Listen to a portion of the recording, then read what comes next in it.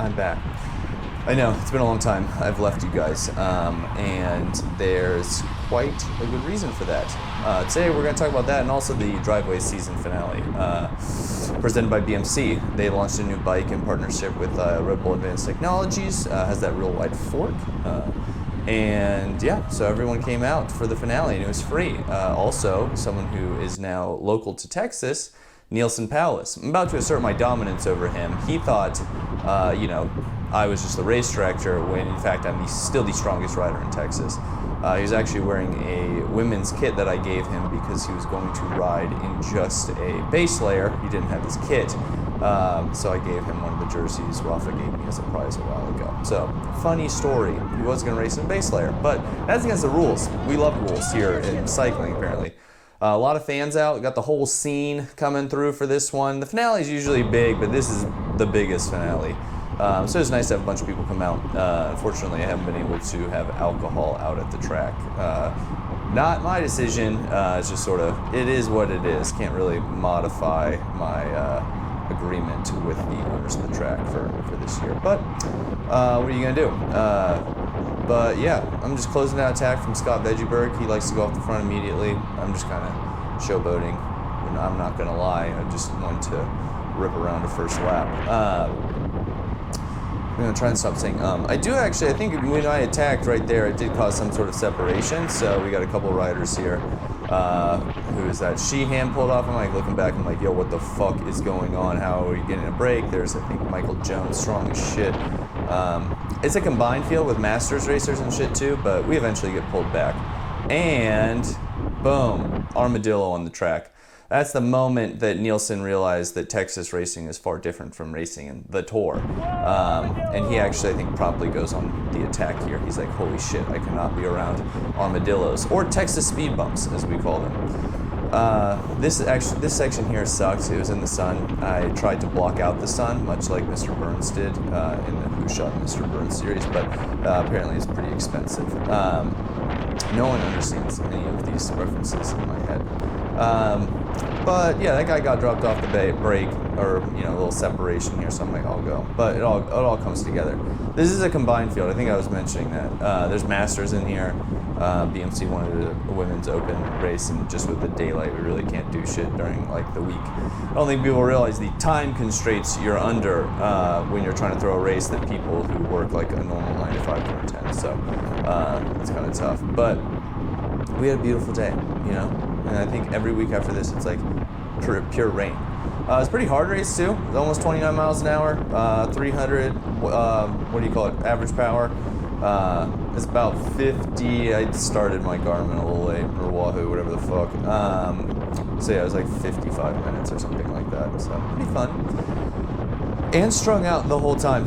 Winning the last driveway is probably the most important thing. It's either the first or the last. I never have won the first driveway of the year. I always get second. But I tend to win the last one, just because I'm very talented. And, probably won't happen today. I won't lie. Throwing bike races takes a lot out of you, especially when you've never done it before. We jumped ahead, by the way. I didn't record the whole thing. Look at that goal now. It's so wonderful. Also, I'm sorry I don't drink anymore. I gave that up because, I just don't have time to be lazy. I might smoke crack and do a couple of these. That might be entertaining. But for now, we're just going to be sober, unfortunately. So, but there's a solid break up the road during this race. These are, it's the Grand Prix loop. It's the longest one, so stuff can get away. And once it's around a bend, a lot of people are like, oh, it's out of sight, out of mind. But this guy, I forget his name. He's from Dallas. He came down. He ended up on the podium. It's like, let's go. And I'm like, okay. It's like, so I'm like, should be closer on his draft. I was kind of a little gassed, but we're going 36 miles an hour to kind of catch back up to these guys. And it's pretty difficult. He's almost there, and I'm like, I should have jumped a little harder. Just my race brain's kind of turned off. But then you have this whole group of people who get separated off the back of this, and I'm like, yo, it's like, if we stopped like right here, I don't think we would have made it. Like, I think that would have just been like a pretty large selection up the road, because it's like Nielson, Hugo Scala, all those guys, like Lucas Burgoyne, Eli, Eli, I'm riding on his team right now. And so I'm like, okay, I'm gonna do, I just sit at 500 watts normally. It's usually my average power for most of my training rides. So I just kind of go into that gear. God, look at the sunset.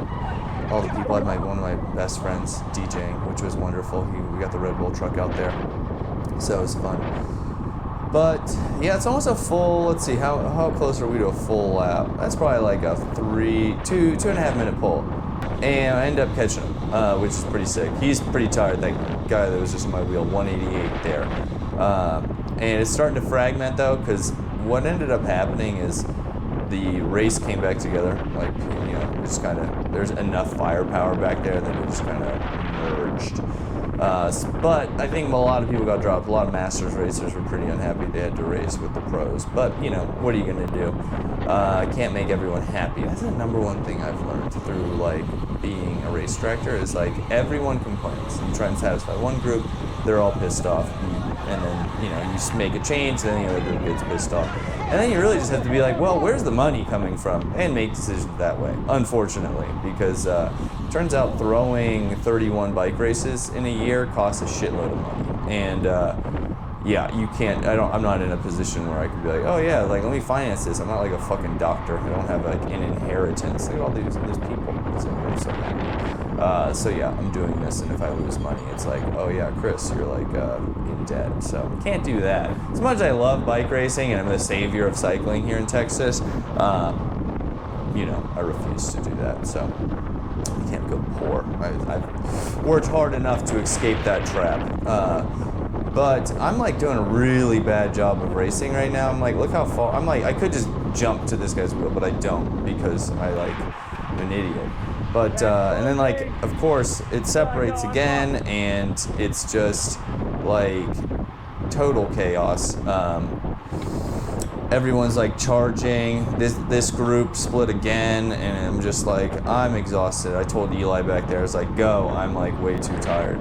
But of course, I just kind of sit there and just hang in this nether purgatory zone, and eventually catch back on. What really was strange about this one is you can see the little Red Bull wigwam that they set up in the middle of the field. You can see Nielsen's still there. He's actually racing his bike too, which is fun. He is a few weeks off of riding. Made that very clear. But we're going into the final lap, and it's all back together. I would say there's probably a good solid 50 people, 50, 60 maybe, that didn't get pulled. And I'm pretty far back. But my main goal today is to probably help kind of kick up the pace in the end, because 28 miles an hour through here, this is quick, but it did slow down pretty hard. I wish a team would have taken the front or something like that to just string it out, but no, everyone's kind of just wanting a shit show, and then it's anyone's game really. But Lucas, Hugo, Nielsen, Eli, those are my picks. Also Gabe, Porterfield on elbows. Who knows what elbows his future is next year, by the way. But we're, down the little kicker, 37 miles an hour. This is a 1.6 mile track. I know all of these dumb facts about asphalt now because they've had to maintain this entire track. I spent $16,000 doing repaving in the beginning of the year because of the cracks. It's psychotic how much work it takes to maintain all of this shit. Also, how many trees fall. It's I had no idea what I was doing. But it's done. I did it. The season's over, and it'll probably happen again next year. More on that. But there's Sam, number 10. If you registered early, you got lower numbers. Made people very excited. But yeah, so it's all together. And we only got we're about to come around the halfway point. Someone broke away. I think it was Charlie Hicks. He was just going for that long bomb, which 0.8 miles it's a long attack, brother. But maybe he could stick it if everyone's kind of doing exactly what they're doing now, just waiting. So I'm okay, I'm gonna get into the fucking dirt here. So getting pushed. There's a little nub on the other side. And I'm oh, well, I'm going to go in the grass again. Willie Ross makes this move here. I got Evan here. He's another candidate for a potential victory. But I see Eli's in like a decent spot, and there's Lucas right there. So I'm like, you know what? I'm gonna go. So I just sit there and put the hammer down. I wanted to make sure I got this guy off the front, and that, you know, we had the pole position going into the little riser here. This is where the race is really made. Like, you gotta make a move here if you don't have a good sprint. But if you have your sprint team just dragging fucking everyone's ass up this hill, then you're fine. So, you know, 29 miles an hour up this little grade, rip through this corner, and I'm like, I'm gonna let everybody go around me once I reach this top of the hill. I forget who that was. That was maybe the guy who ends up in 5th. I don't know if anyone shot GoPro footage of this, like the finish. I don't know why people aren't doing that. But you see Nielson got up there. He ends up finishing, I think, like 7th. He doesn't win. That's foreshadowing. I'm going to cut across the field here. Everyone actually ran across the field, which is pretty nice. So they have the finish going. And I'm just going to go across this field. Almost got bit by a rattlesnake out here the other day. Pretty exciting stuff. Look at all of them. Everyone's excited. There's the officials. There's the finish line. Everyone's waiting. I'm not there, so everyone's like, where's Chris? But it ends up being a sprint between Lucas and Eli. And actually, Danny Summerhill, I forgot to mention he was here. He's racing for BMC. He ends up in 3rd, Lucas 2nd, Eli 1st. I think Felix was 5th, and then Gabe, who has been my trusty employee for most of the year, ends up getting 4th. So.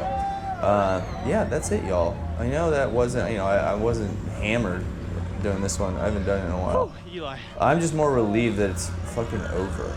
Like, I didn't crash. Everything's done. There was such a sense of, like, relief finishing, like, the final driveway. I'm like, oh, I don't have to do this again next week. It's psychotic. I'll probably go at some point more into,